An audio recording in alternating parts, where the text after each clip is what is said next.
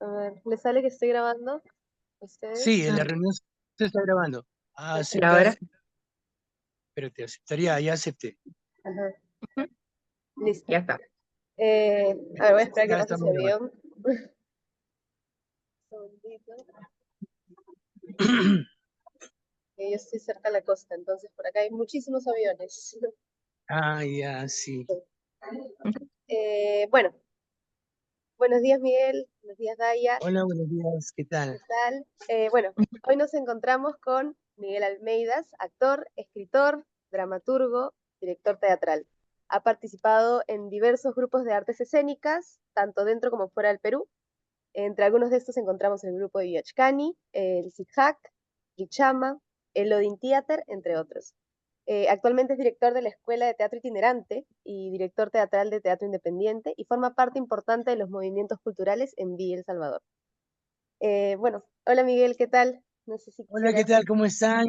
Muy contento de compartir un poco la experiencia que tenemos, ¿no? Que tengo yo, pero que no solamente soy yo represento a un gran sector del teatro llamado, entre comillas, popular, del teatro que no está dentro del sistema, pero que construye una cultura, una forma de vivir, una forma de hacer teatro desde la comunidad, ¿no? Y para la comunidad y con la comunidad. Perfecto, muchísimas gracias. Eh, Bueno, Miguel, vamos a proceder con la primera pregunta que tenemos preparadas para el día de hoy. Como te comentamos, Échale nomás. esta entrevista se va a presentar en nuestra clase y es para ayudar a nuestros compañeros y compañeras a conocer un poco más este gran teatro y cómo eh, los jóvenes son una parte importante, ¿no? También de estos movimientos. A ver, Daya, nos compartes la primera pregunta. Sí, hola Miguel, ¿qué tal? Hola, ¿qué Bueno, tal? ahí va la primera pregunta. ¿Qué nos podrías contar un poco sobre el grupo de Centro de Comunicaciones de Villa El Salvador? ¿Cómo surge? ¿Cuál dirías que fue su mayor objetivo? Mira, yo creo que uno de los elementos muy importantes para comenzar es que tú no puedes disociar juventud y rebeldía. No se puede disociar. Es parte de la vida. Joven o jovena implica rebeldía. Implica que tienes que construirte y tienes que reconstruir la sociedad en la que estás, si no te gusta. Y nosotros en los años 80 fuimos parte de un gran movimiento de teatro alternativo, popular, motín, organizaciones de teatro que se formaron porque había una gran corriente que se llamaba el teatro de grupo.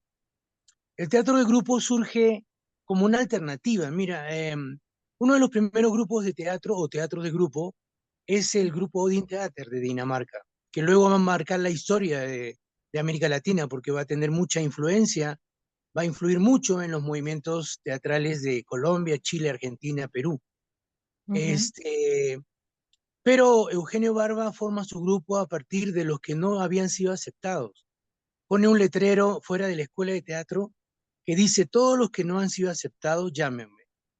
Y entonces Eugenio toma un primer elemento, los no elegidos, los que están fuera del sistema, los que no son parte, ¿no? Ujú. Entonces, ese elemento conforma una primera consigna casi en el teatro de grupo. El teatro de grupo se forma con aquellos que no están aceptados por la sociedad, ¿no? Este, o, o jóvenes que tienen muchas ilusiones, muchas esperanzas, jóvenes rebeldes que son parte de movimientos revolucionarios, de movimientos sociales, de minorías étnicas, de minorías sexuales, de minorías, ¿no?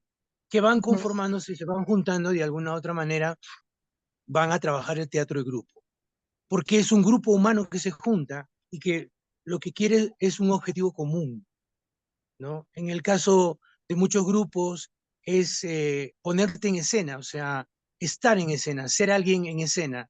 En el caso de otros grupos es hacer la revolución en escena, en otros casos es la crítica social, ¿no? A un sistema que no te acepta o que no está considerando tu participación o la participación de los pobres, la lucha social, la lucha ecológica, todo eso conforma a los grupos de teatro, ¿no? Tenemos un objetivo común, cambiar la tierra, salvarla, etcétera, etcétera, etcétera. Entonces nos juntamos 20, 20 personas, creo que fuimos los que fundamos el taller de teatro, porque ya existía el taller de teatro. Y imagínate, nosotros veníamos de experiencias de pobreza extrema. O sea, muchos de nosotros justo terminamos quinto de secundaria, justo terminábamos, y era la mayor educación que íbamos a tener, ¿no? Yo a los 18 años, cuando termino secundaria, ya mi padre me dice, yo no puedo hacer más por ti, porque tenía 6 hermanos, ¿no? Así en escalerita. Entonces mi papá me dice, yo no puedo hacer más por ti, ya hasta quinto de secundaria, bacán, y terminé con la justa porque además era la época de las huelgas, entonces uno terminaba secundaria porque, en fin, porque Dios es grande y así funciona, ¿no? Entonces después de eso, yo empiezo en mi libro nuevo, en el libro que estoy escribiendo, que se llama Hijo de la Furia, yo hablo mucho de la rabia y de cómo la rabia y la furia de ser pobre, ser negro en un país racista, este, me motivó, fue mi gasolina, ¿no? O sea, yo tenía tanta rabia y tanto contenido porque no era parte de nada, o sea, no era pobre, era negro y mi destino era pues ese, ¿no? O sea, ser pobre y toda mi vida ser así, que yo empecé a buscar otras formas de comunicación y de expresión y me encuentro con el teatro. Ya hacía teatro en la parroquia cuando era pequeño, ¿no? Pero me encuentro con el teatro y en el teatro encuentro mi representatividad, que es la primera cosa. Voy a cambiar de ángulo porque el sol está saliendo por allá y No hay estoy en problema. una huerta hermosa en Arequipa. Qué La verdad, lindo. Se ve bien bonito. me venía a escribir mi nueva novela porque Lima está loca. Sí, Mm, horrible, caótica. Bueno, entonces te decía que la primera cosa que a mí me da el teatro es representatividad. O sea, me subo a la escena y siendo negro y pobre y delgadito y un niño que sufrió mucha violencia, me convierto en alguien totalmente distinto. Subo a escena, canto una canción, digo un poema y hay mucha gente aplaudiendo. Entonces logro un primer elemento que yo no sabía que existía, que se llama yo soy. Yo estoy ahí, yo estoy representado en mí mismo, yo me represento. Y ese es un primer elemento importante. El arte te da una representatividad, te da una voz, te da un cuerpo, te da una forma de encontrarte con el mundo que no es la normal, ¿no? Entonces ese es el primer elemento que me encanta. O sea, yo desde que me subí a los 9 años del escenario ya no me he bajado. Y entonces eso fue un primer elemento. Lo segundo que encontré fue que toda esa rabia y esa ira contenida, esa rebeldía, la podía causar en contar una historia. Y podía contar la historia con toda esa rabia, pero podía haber mucha gente que compartía la historia, ¿comprendes? O sea, yo contaba la historia de un chico que fue asesinado en una marcha, eso es una de las primeras obras que yo escribí, o que yo compartí, porque después me puse a escribir mi propia dramaturgia, y entonces al encontrar ese elemento que yo puedo contar la historia mía, no la historia de otro, ¿no? Porque yo había leído, yo me formé en la Escuela de Teatro del TUC, de la Católica, en Camaná, entonces no es que se improvisa, ¿no? Yo me encuentro con la claro. cultura, con el teatro occidental en la escuela. Entonces, el Centro de Comunicación Popular, ese grupo de teatro es la unión de estos dos elementos. Un elemento muy popular de teatro callejero, donde la gente contaba chistes, hacía historias graciosas para que los vecinos se reunieran. Era una forma de convocar una asamblea. O sea, las asambleas eran parte cotidiana de Villa El Salvador, porque estábamos bien organizados. Y para poder seguir en esa organización nos teníamos que reunir cada domingo, cada sábado había una asamblea general de todos los vecinos, en los grupos residenciales, que son como barrios pequeños, ¿no? Entonces el grupo de teatro tenía la tarea, el grupo de teatro y el grupo de canto, de antes de la asamblea animarla a los vecinos. Entonces contábamos historias graciosas, chistes, casi como los cómicos ambulantes, ¿no? Que luego ya se van a hacer famosos. Pero en ese momento después, yo salgo de Villa a los 18 años porque me encuentro con un libro maravilloso que se llama Las venas abiertas de América Latina. Yo soy un lector formado por la lectura y por el cine. Entonces, encuentro este libro en una biblioteca que había en Villa, y ese libro me dice que yo no tengo la culpa de ser pobre, que la pobreza es una consecuencia de la explotación de un sistema, de que la pobreza, que yo viva en un desierto sin agua y sin electricidad, no era mi responsabilidad ni Dios me había castigado, sino que era un sistema que estaba ahí. Y que ese sistema no solo me había condenado a mí, sino a miles de millones de personas a ser nadie, a hacer nada, ¿no? Entonces, imagínate, a los 18 años yo descubro esto, no sé qué hacer con toda esa rabia que surge. Entonces yo agarro y digo, muy bien, para no convertirme en un renegado social, que es mayormente lo que pasa, que te conviertes en un renegado social, tomé mi mochila y me fui a recorrer el país. Y durante 3 años viajé por todo el país y me encontré con la pobreza. Eso, mira, justo antes de la violencia política. Yo encontré comunidades campesinas donde la gente me ofrecía lo que no tenía, o sea, lo poco que tenía. Y yo hacía chiste, hacía broma, jugaba con los niños, hacía mimo, ya había aprendido a hacer mimo. Y recorrí casi todo la sierra, la costa y parte de la frontera en Piura, en Chulucanas, en esas zonas, ¿no? Eso es antes de Sendero Luminoso, ¿ah? Y luego después yo he visto cómo comunidades enteras fueron destruidas por la guerra. Esas comunidades donde yo había estado con los niños, con los campesinos, compartiendo, fueron destruidas por la guerra.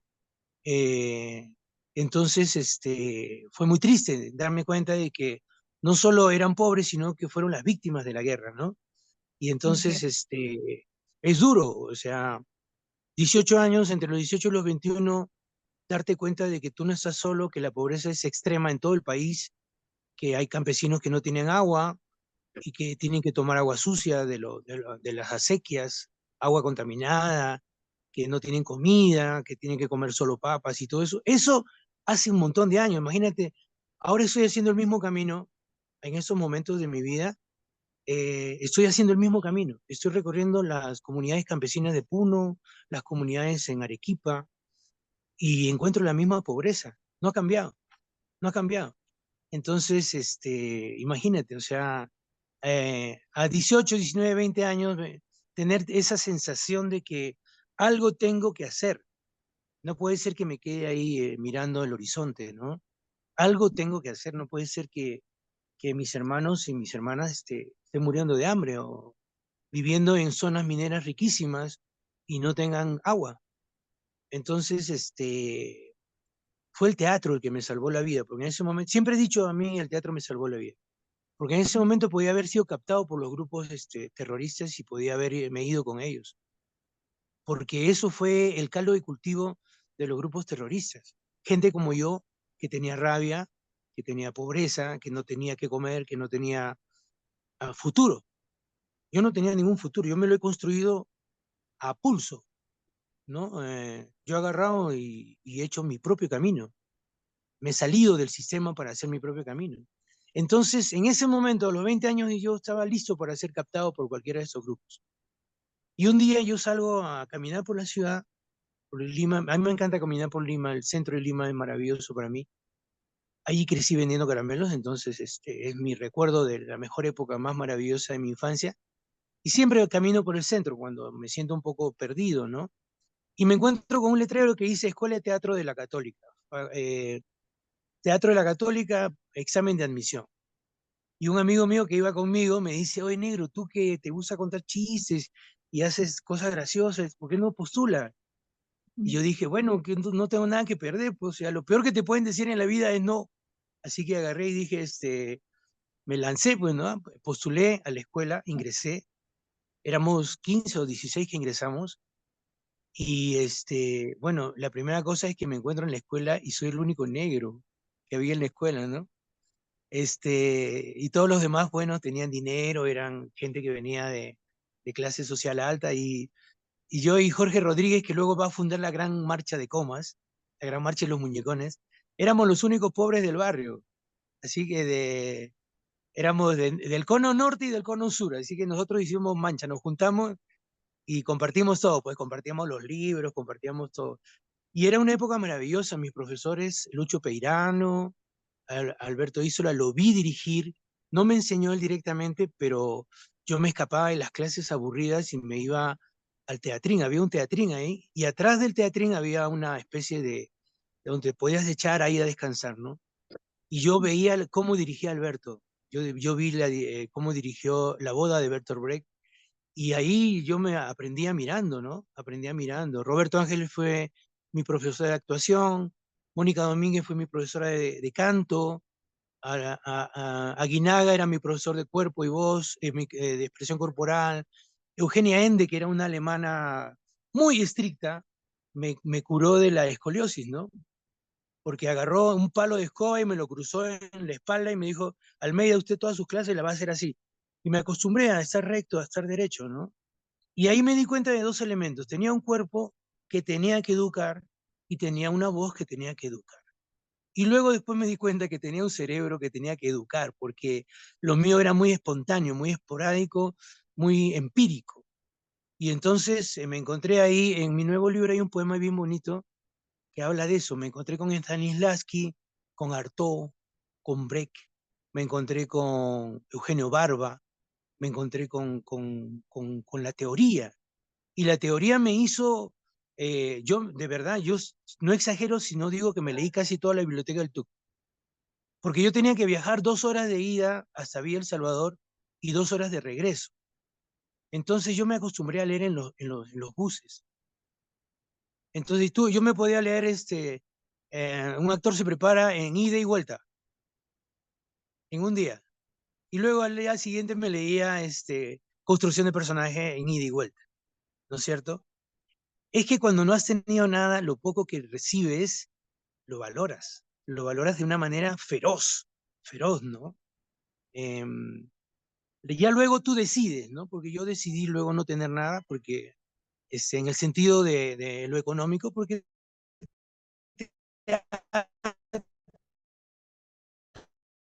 da mucho a cosas para mí que no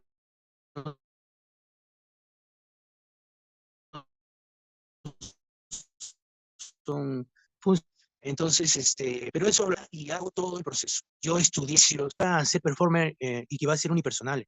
Pero en la escuela te exigían pues hacer proyectos unipersonales, ¿no? Así que yo inventaba mis proyectos. Me acuerdo que una vez hice un trabajo para Roberto Ángeles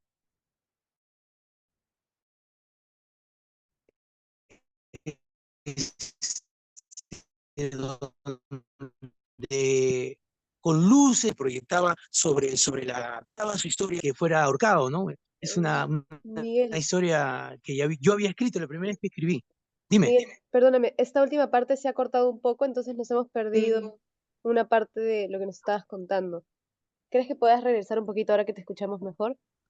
Fue Ya, muy Sí, me, me escuchas, bueno, te contaba ajá. que la escuela de teatro me ordenó, me organizó, ¿no? ¿Me escuchan ahora bien? Sí.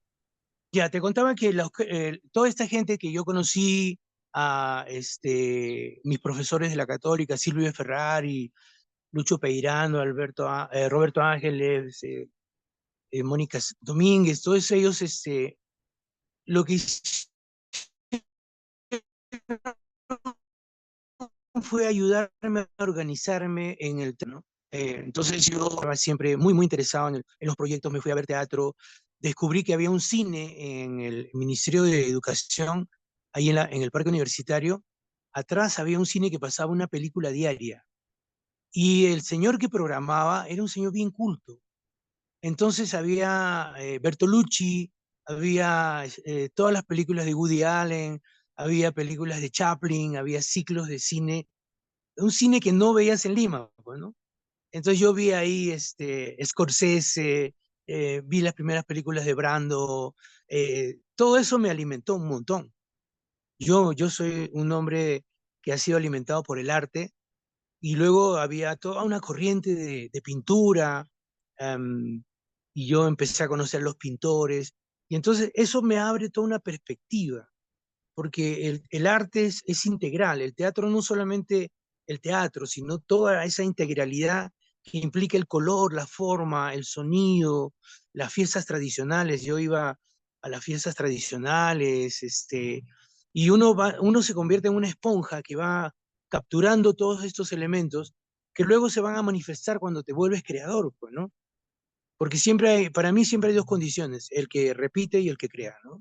El repetidor va a ser extraordinariamente un buen repetidor y puede ser un extraordinario, eh, una buena obra de Bertolt Brecht, pero para mí eso es la experiencia, y la otra experiencia más maravillosa es crear tu propio teatro, ¿no? Hacerlo a ese nivel, o sea, a ese nivel. No es que yo voy a crear un teatro que venga del pueblo, o teatro popular que tenga bajo nivel, ¿no? Mis espectáculos son a ese nivel, ¿no? Siempre quise, ya después, muchos años después, trabajé con el Circo du Soleil en Canadá, pero cuando yo vi ese espectáculo en Montreal, yo dije, eso es lo que yo quiero. Y yo regreso a Villa para hacer eso. Entonces, el Centro de Comunicación es parte de la formación de este colectivo. Yo me encuentro con César Escusa. César Escusa es el director de Bichama hoy día. Sí. Pero cuando yo lo encuentro, yo venía de la escuela de teatro. O sea, yo venía con toda la experiencia de la escuela de teatro. Y ya, pues, tanto conocimiento tenía que salir por algún lado, pues, ¿no? Yuyascani le llama acumulación sensible. O sea, cuando estás lleno de algo que ya no puedes más, ahí empieza la creación, ¿no es cierto? Entonces yo llego a Villa El Salvador de nuevo, 3, 4 años después de haberme ido a estudiar, eh, expulsado de mi partido político, porque yo militaba en Vanguardia Revolucionaria, que es un partido político, y me expulsaron porque dijeron que yo estaba pensando como un pequeño burgués. O sea, yo les dije, miren, yo no voy a militar, yo me voy a retirar porque me voy a estudiar a la universidad y quiero estudiar teatro y quiero ser actor profesional. Y mis compañeros me dijeron, eso es un pensamiento pequeño burgués. Y entonces me echaron del partido, felizmente, gracias a Dios, me echaron del partido. Y yo me fui a estudiar, pero no me importa lo que me dijeran, yo me fui a estudiar, porque yo quería que la cosa fuera profesional, tampoco que fuera así espontánea y empírica, ¿no? Una de las cosas que no sé por qué, ni cuándo, ni cómo, yo creo que de niño aprendí que yo tenía que hacer las cosas bien. Yo no hago nada que no se termina. Si yo empiezo a escribir un libro, lo termino. Si yo empiezo a dirigir una obra de teatro, la termino, estreno y después que la repitan, pues, y así, o sea, algo en mi ser, en mi pensamiento, en mi disciplina, me ayudó a entender que yo tenía que hacer las cosas bien. Entonces, el centro de comunicación se me ofrece como posibilidad. César Escusa venía de Huancayo, es un huancaíno, y era el zorro de arriba y el zorro de abajo. Eso era. Los dos zorros se encuentran en Villa El Salvador. Y entonces empezamos una historia que duró, bueno, ya tiene 40 años Pichama, ¿no? Yo me retiré en el 2000 porque quería hacer otra experiencia que se llama tener una familia. Entonces, como yo hago las cosas bien, dije, no, teatro y familia no funciona ahorita, primero familia, después teatro de nuevo, ¿no? Entonces agarré y me junté con César y fue una experiencia maravillosa porque él venía con el mundo andino completo y yo vengo de origen afrodescendiente, pues, ¿no? O sea, mis ancestros son reyes y reinas, guerreros y guerreras de África. Esos son mis ancestros. Yo vengo de un rey guerrero de alguna tribu del Congo. De eso vengo, ese es mi ancestro.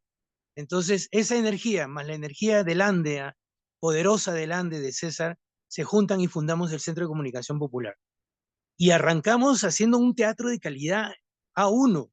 O sea, nosotros entrenábamos desde las 6 de la mañana hasta las 9 de la mañana. Entrenamiento al estilo barbiano. Eso tiene que ser, aquí nadie se cansa. Aquí al primero que cae llora y luego los compañeros le van a decir, mira, compañero, tú tienes que aprender a resistir, ¿no? La resistencia es lo básico aquí, ¿no? Entrenamiento de elasticidad, entrenamiento de cuerpo, de voz. Entrenábamos desde las 6 de la mañana y entrenamos, bueno, yo sigo entrenando de las 5 de la mañana hasta las 9. Y entonces, desde las 9 para adelante, era tema de distribución, vamos a buscar funciones a los colegios, de todo, o sea, era la chamba, ¿no? Hasta la 1:30 comíamos, almorzamos juntos, y de ahí para adelante era creación. Vamos a crear un espectáculo. Y entonces había tareas que cumplir, ¿no? Muchos años después me doy cuenta, cuando yo estoy en Dinamarca con Eugenio Barba y Elodin, que César había copiado la estructura. Muchos años después me doy cuenta que él había copiado la estructura, porque yo cumplía el rol del actor principal y César era el director. Entonces, había copiado la estructura. El Odin hacía, yo cuando estuve en el tiempo que compartí con el Odin, era exactamente igual. O sea, en la mañana todo el mundo a buscar chamba, a buscar funciones. En la tarde, después del almuerzo, a entrenamiento de nuevo, y luego todo lo que significa creación. Y en la creación había tareas. Tú tienes que aprender a tocar instrumentos de percusión, compañeros. El otro compañero tiene que aprender a tocar guitarra, ¿no? Yo tenía que aprender, ¿cómo se llama? Todo lo que era corporalidad, saltos mortales, aspa de molino, todo eso, porque teníamos que meter personajes, era teatro callejero también, entonces tenemos que tener personajes de circo. Yo aprendí zancos, aprendí todo eso, ese mundo maravilloso del circo, ¿no? Y entonces a las 7 de la noche nos juntábamos todos y mostrábamos lo que teníamos, lo que habíamos elaborado, y secuencias físicas de acciones. O sea, nosotros construíamos partituras. Yo ponía una canción y eso me provocaba una serie de movimientos, ¿no? Que luego yo codificaba como una coreografía. Si me provocaba un movimiento de este tipo, yo lo codificaba y decía, muy bien, pero ¿hasta dónde va? Hasta aquí, y luego regresa hasta acá, y luego regresa por acá, y luego lo repetía, y luego le daba energía, le daba dirección, le daba... Y esa partitura yo la mostraba a mis compañeros y ellos me mostraban lo suyo, y el director, la tarea que tenía era la tarea dramatúrgica, de ir construyendo con todas estas cosas. De alguien, por ejemplo, venía y decía, yo trabajo con la bandera, a ver, mostraba su bandera, ¿no? Entonces ya queda, ese fragmento queda. Yo ya estoy tocando percusión, muy bien, a ver, tócate algo, y tocaba, pa, pa, pa, pa, pa, y sobre esa marcha, de repente a alguien se le ocurría una canción, y empezábamos, ¿no? Alguien traía la guitarra, componíamos la canción, y queda. Todo ese material se iba acumulando en un banco de experiencias, que luego el director va a construir con todo eso el espectáculo, ¿no?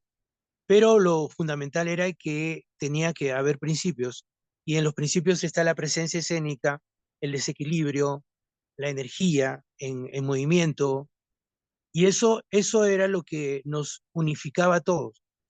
Como teníamos los mismos principios, cuando tú veías las demostraciones o lo que cada compañero traía, cada compañero o compañera traía, tenía la misma energía.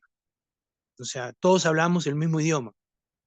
Entonces podíamos construir con esa variedad algo interesante. Lo primero que construimos fue las venas, las velas y la gente, que fue un espectáculo en homenaje a una huelga donde asesinan a un joven, y para nosotros era muy importante hablar de ese tema, ¿no?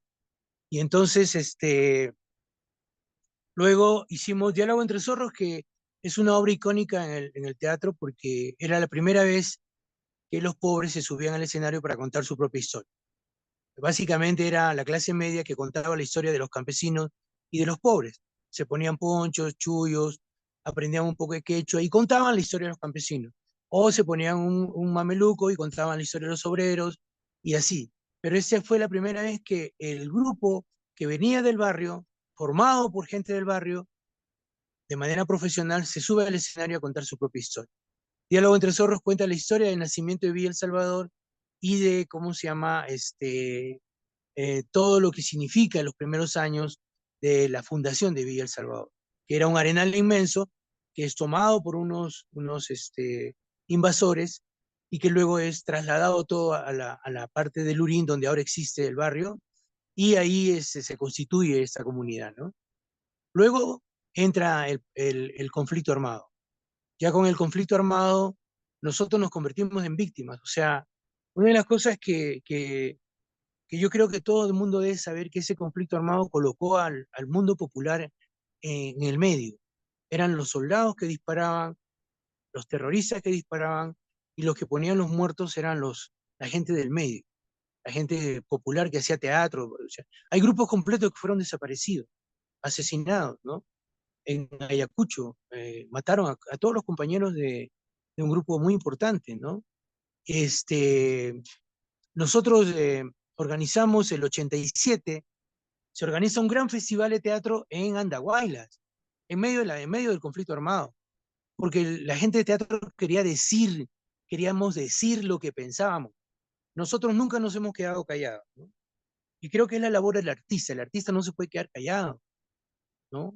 Entonces, siendo testigos de la época, se organizó un gran evento en Andahuaylas y fuimos todos. Y cada obra era más política que la otra. Y entonces en esa época el Centro de Comunicación Popular estrena Carnaval por la Vida. Carnaval por la Vida es una historia basada en los zorros de Arguedas, con máscaras. Eran dos mundos, un mundo andino arriba, un mundo de zorros, locura, y la muerte andaba por todos lados con una media máscara de la comedia del arte italiano, con un cuchillo de carnicero, con botas militares y con un sobre todo ensangrentado. Ese era, yo hice la muerte. Para mí eso fue simbólico, ¿no es cierto? La muerte, yo la veía así. Se escondían los militares detrás de eso, pero también se escondía Sendero detrás de eso. Entonces nosotros representamos a la muerte así y contábamos la historia de dos hermanos, de una familia, de una señora de un comedor popular. Estos dos hermanos son separados y uno se va con Sendero y otro se va con el ejército.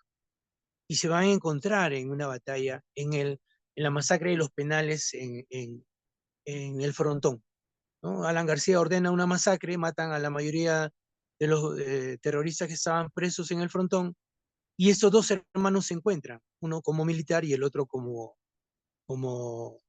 militante de Sendero Luminoso, ¿no? Y en medio de todo eso, las madres del comedor cuentan su historia, ¿no? Cómo tienen que sobrevivir, una está embarazada, al final de la obra, la que está embarazada da luz en medio porque nosotros queríamos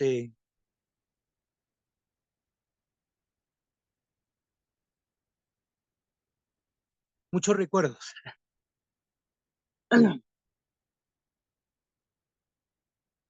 Perdón, perdón, me he emocionado, perdón. Y Sí, no te nosotros preocupes. queríamos en el futuro, ¿no? En la esperanza. Entonces, ese nacimiento es lo que nosotros planteamos como futuro. Hay una esperanza, a pesar de que estamos en medio de la guerra, ¿no? Pero lo duro de este asunto, que te voy a cambiar de lugar porque...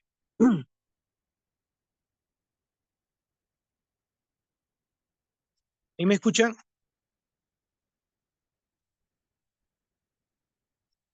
Bueno, cuando cuento la historia me vienen las imágenes a mi cabeza y me hace recordar todo eso que fue tan duro, ¿no? Porque nosotros somos los sobrevivientes. Este, em, el día que nos tocaba hacer la función en Andahuaylas, 5 minutos antes de la función entra un comandante del ejército que estaba ahí asentado en Andahuaylas, y nos dice que no podíamos actuar porque la mitad del público era de Sendero y la otra mitad era del ejército.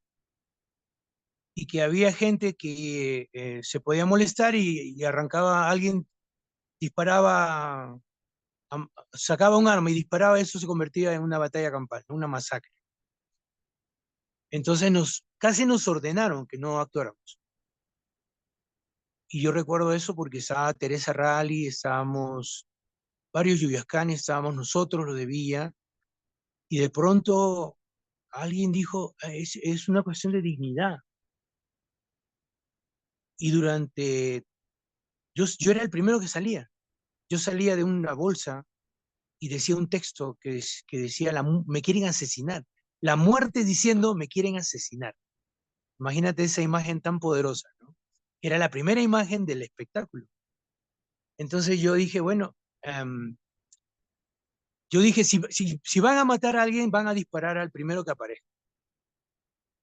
Entonces, allí hay una parte que se llama resistencia.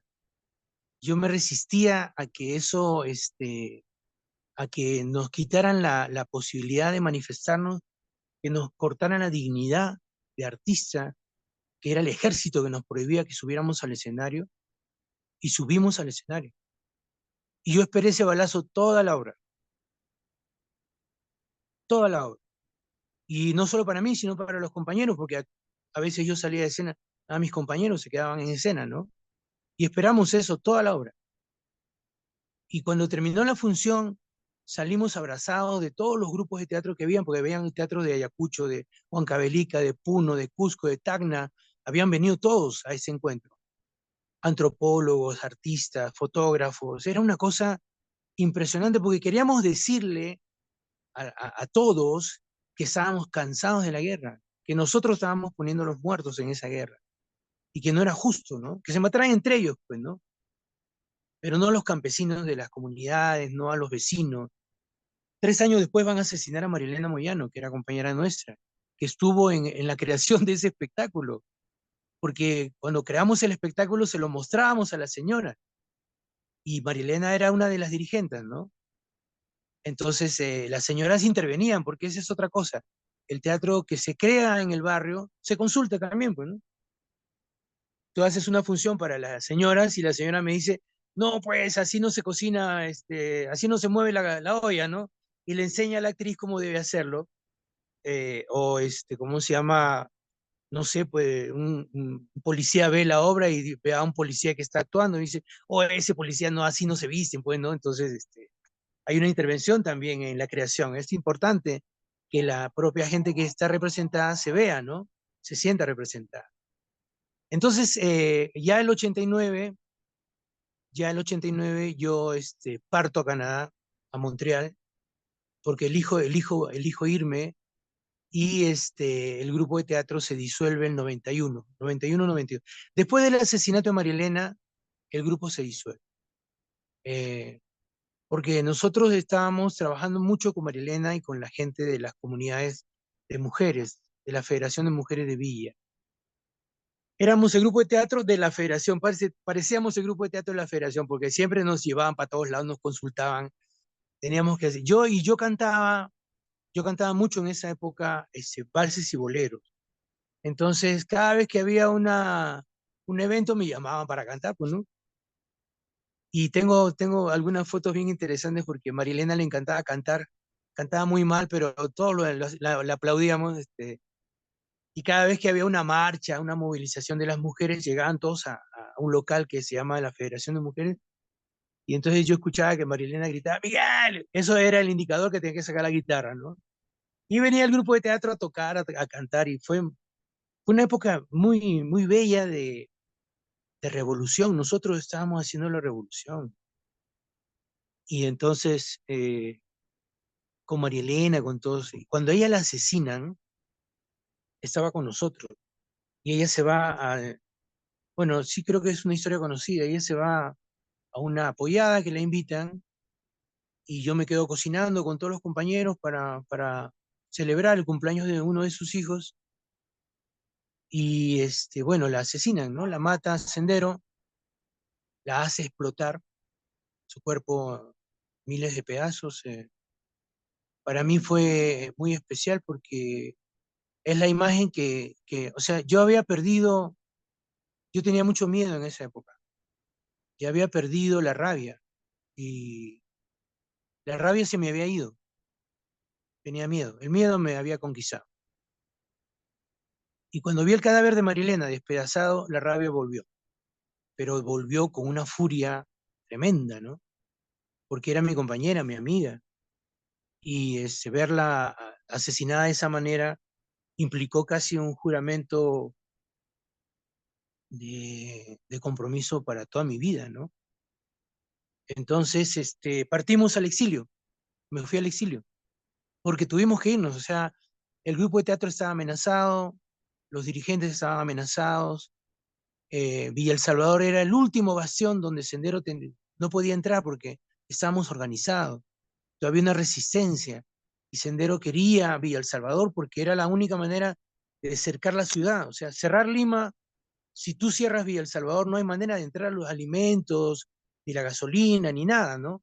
Estamos en la carretera Panamericana Sur. O sea, el objetivo del sendero era cerrar la carretera Panamericana Sur y aislar Lima para que hubiera la revolución, pero no pudieron. Entonces, a partir de ese momento, Sendero empieza a caer, ¿no? Mira, en febrero asesinan a Marilena y en septiembre capturan a los jefes del Sendero, ¿no? O sea, fue un error histórico para ellos.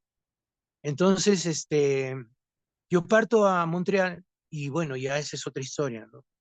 Dejo el Centro de Comunicación Popular y cuando el 93, 94, del 96 regreso, ya regreso con un proyecto de construir una casa, de comprar unos terrenos, de tener nuestro propio espacio. Y eso se convierte en Bichama Teatro, ¿no? Bueno, no sé si yo me voy por... Hay No, mucha historia, mucha historia. está genial. No, Muchas está, gracias por las preguntas. va a Sí, ser un montón. sí, porque precisamente has respondido algunas de las preguntas que te íbamos a hacer, de hecho, pero nos surgen nuevas preguntas, ¿no? Eh, Mm, ahora, algunas palabras que me han quedado resonando bastante ha sido, por ejemplo, representación, identidad, sobre todo relacionada a los jóvenes, ¿no? Cómo mm, eh, cuando uno está en sus años de juventud hay una necesidad de verse identificado, de verse representado, ¿no? Y también esto lo relaciono mucho con lo que dijiste de la furia y de la rabia incluso, como si esto no si no logras como encontrar un punto donde enfocar esta rabia, esta furia, puede ser muy peligroso, ¿no? No sé si nos podrías comentar un poco sobre cómo ya trabajando con jóvenes, esta necesidad de representación, esta necesidad de identidad o de eh, transformar la furia o la rabia has visto en la experiencia trabajando con jóvenes, ¿no? Si nos pudieras contar un poco de eso, tal vez. Mira, yo creo que el hecho de ser joven ya en sí mismo implica todo un tema de identidad, todo un tema de identidad, ¿no? O sea, pues tú dejas, no sé, pues 15, 16 años, te haces miles de preguntas porque ya estás dejando de ser niño y en ese proceso de dejar de ser niño te encuentras aislado y solo. El problema está en entender que es un proceso natural en el ser humano estar solo, o sea, es una condición básica de ser humano es estar solo. Y en esa soledad encontrar objetivos, encontrar formas, encontrarte y poder caminar, ¿no? Lo importante en ese momento es saber de dónde vienes, ¿no es cierto? Si no tienes familia, vas a sentirte más solo, pero si tienes familia, vas a sentirte acompañado, pero también vas a sentirte rebelde frente a eso que no quieres ser, ¿comprendes? Porque yo no quiero ser como mi papá, no quiero ser como mi mamá, no quiero ser como mi familia. Yo necesito ser yo como ser humano, como individuo, ¿no es cierto? Y ese es un elemento común a todas las razas, a todas las clases sociales, ¿cómo se llama? Las elecciones de opción sexual. Se- Identificarte como tú, como persona, como individuo, porque si no eres parte de una masa. ¿Y quién quiere ser parte de la masa? Hay gente, ¿ah? Hay un montón de gente que acepta, muy bien, yo voy a ser parte de la masa, tranquilo, yo quiero mi casita, mi perrito, mi carrito y se acabó, no más, ¿no? Y envejecer tranquilo viendo mis partidos de fútbol ahí, y eso es el kit que mucha gente recibe y mucha gente acepta. ¿Qué pasa con los que no están de acuerdo con eso? ¿Qué pasa con los que no quieren ser como todo el mundo? Los que no quieren estar en esa familia como todo el mundo, los que no quieren pertenecer a los equipos de fútbol como todo el mundo. ¿Qué pasa con esta gente, no? Con nosotros, con el 1%. ¿Qué pasa con todos ellos? Nos quedamos fuera, porque la primera cosa que hacemos es rebelarnos contra algo, pero no tenemos respuestas. Y nos rebelamos y a veces nos quedamos aislados, pues, solito allá, y la familia le dice, no, es la oveja negra, ¿qué vas a hacer, no? Ya, ese es un primer elemento. Todos los jóvenes y todas las jóvenes en algún momento de su vida van a querer renunciar a todo eso que tienen y van a querer hacer su propio camino. lo cual debería ser, ¿no? O sea, yo creo que los papás deberían, el papá y la mamá deberían darle las herramientas suficientes para que luego no te necesiten. Entonces allí, ese momento, ¿qué pasa en esa soledad? Hay mucha rabia, hay mucha tristeza, mucha melancolía. De ahí se componen pues grandes canciones, ¿no? Esa melancolía, esa tristeza, esa sensación de soledad, esa rabia que no sabes contra qué es, este, tú la juntas y la encauzas. Y el arte tiene esa tarea, el arte encausa, ¿no es cierto? Yo trabajo con jóvenes, yo trabajo con jóvenes campesinos que trabajan todo el día hasta las 7 de la noche cosechando y sembrando, y luego regresan a su casa, se van a comer rápido y venían a hacer teatro conmigo, ¿no? Y en el teatro se encontraban, porque en el trabajo eran parte de la masa. En el teatro se encontraban, en el teatro eran un individuo, eran un personaje que tenía que contar una historia. Entonces la mayoría del trabajo juvenil tiene que ver con esa identificación, primero de saber que la soledad, la melancolía, la tristeza y la rabia son parte de ese proceso. Todos tenemos esas cosas, la confusión, la búsqueda de una identidad. ¿Quién soy yo? ¿Qué quiero hacer? ¿Por qué estoy aquí? La gran pregunta, ¿no? ¿Por qué estoy aquí? Entonces, el arte te da respuestas. El arte te da respuestas. Te dice, estás aquí para cantar, bacán, voy a cantar. Chévere, voy a cantar, ya. ¿Pero qué voy a cantar? Y ahí es tu responsabilidad. Si quieres cantar canciones de construcción civil, yo digo, pues, con reggaetón contra el muro, contra el piso, contra el techo, ya es tu problema, ¿no? Pero si quieres cantar algo que despierte conciencia o que haga que la gente piense, como Rubén Blades, dice, ah, muy bien, yo ya, ya es tu elección. Pero tienes un don, pues tú puedes cantar, ¿cierto? Y o puedes contar chistes, o puedes pintar, o puedes, de pronto tú tienes dones de dirección y puedes dirigir grupos. Entonces, pues agarras un pedazo de madera y lo transformas en una maravillosa experiencia. Y entonces eso es importante, ¿no? O sea, el arte te da un montón de posibilidades de respuesta. Voy a abrir la puerta porque tengo a mi compañera allá afuera. Un segundo, Dale, regreso. sí, pongo pausa a Sí, esto. Ya. Eh, bueno, después de esta pequeña pausa, quería saber si te faltaba terminar esa última idea que nos estabas comentando sobre... sí, sí, cuando trabajas con jóvenes, ese es un elemento fundamental. ¿De qué Ujú. quieres hablar? ¿Qué quieres decir? Porque cuando el teatro te da la posibilidad de subirte a un escenario, entonces, y de tener un público delante, ese público ha venido a escucharte y algunos pagan para hacerlo, o sea, han venido a escucharte, a ver qué me cuentas. Nosotros contamos historias, somos contadores de historias. Pero si dentro de esa historia que contamos, nosotros contamos nuestra propia historia, en un mundo tan globalizado donde todos somos solo masa, te conviertes en alguien. Y ahí está el elemento de representatividad, o sea, un joven o una joven a que se sube a un escenario se representa, no está representando a nadie, se representa. Y ese es el elemento cuando yo trabajo con jóvenes y yo les digo, mire, ustedes son los que van a subir al escenario, no yo. Yo no voy a subir, yo ya estoy cansado de subir, ustedes son los que van a subir. Ustedes son los que van a contar su historia.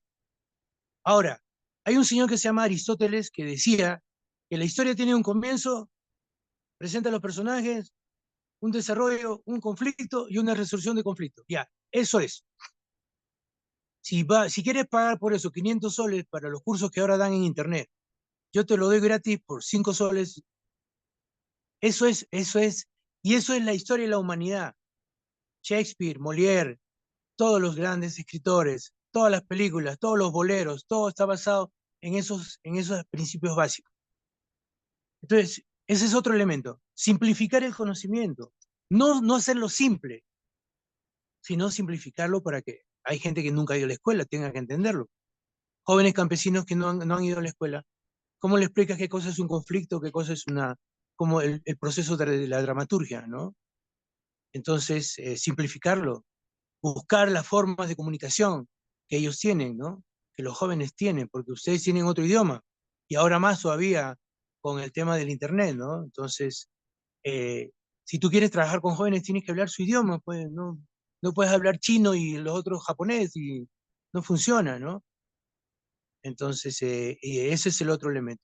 Pero lo primero es, ustedes son los que van a subir al escenario, así que a mí no me vayan con cuentos, nada. Si quieres subir al escenario y trabajas conmigo, tiene que haber presencia, tiene que haber armonía en tu cuerpo, tiene que haber construcción de personaje. A mí o sea, a mí ninguno de mis alumnos y alumnas se me sube al escenario sin haber construido un personaje. Porque si no construyes un personaje, o sea, te representas a ti mismo y no estamos en el actor estudio donde Pacino puede ser Pacino toda su vida, pues, ¿no? Al Pacino puede ser Al Pacino siempre.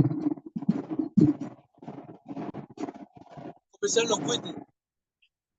Bueno, estamos en Arequipa, ciudad tradicional, en la fiesta del Corpus Christi, así que por toda la ciudad hay fiesta religiosa, ¿no? Entonces, ese es un elemento. Entonces yo les digo, muy bien, si no podemos construir un personaje, no puedes subir a escena. Entonces me dice, ¿cómo construir un personaje? A ver, ¿qué animal hay en esa zona? Me dicen, tal animal, tal animal, tal animal. Muy bien, hay una técnica que se llama la técnica del animal. Maravillosa técnica que me la enseñó a mí Alberto Isola. Coge un animal, cópialo, humanízalo y ese es tu personaje. Busca la voz en ese animal. Entonces tengo panteras, tengo leones, tengo serpientes, tengo monos, y tú combinas, pues, ¿no? O sea, a partir de esas cosas tan sencillas, no tan simples, ¿ah? En la diferencia, sencillas, porque el otro tema es que tú no puedes venir pues como un erudito a trabajar con jóvenes pescadores en Pucusana. Vas y le dicen, no, que la técnica, te van a mirar, decir, este marciano ya lo han mandado de tarea del colegio. No, no, no, no, o sea, tú eres joven y tú sabes que necesitas representarte. Es lo mismo en cualquier cultura. En cualquier cultura, yo he trabajado con niños, con jóvenes migrantes mexicanos en Estados Unidos, en California, jóvenes que venían a trabajar por el tema de la cosecha de la fresa, el tomate, ¿no? Y conmigo hicieron teatro. He trabajado con jóvenes pescadores en Pucusana, he trabajado con jóvenes hijos de pescadores en Pucusana, he trabajado con jóvenes campesinos y jóvenes campesinos de Piura, que cosechaban plátano, eh, jóvenes urbanos, ¿no? Jóvenes en las cárceles también, ¿no? He trabajado con todo ese público en Montreal con gente muy, muy, muy, muy rica, y siempre es el mismo, pero o sea, ahí no hay ninguna posibilidad de no equivocarme.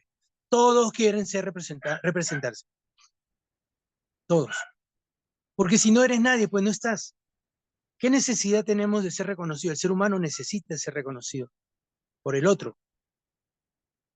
Entonces, cuando no existes, como en el caso de los afrodescendientes en la televisión peruana que no existimos, ¿cómo te crees que te pueden sentir los jóvenes chichanos, los jóvenes pisqueños, los jóvenes de origen afro que no existen en la televisión?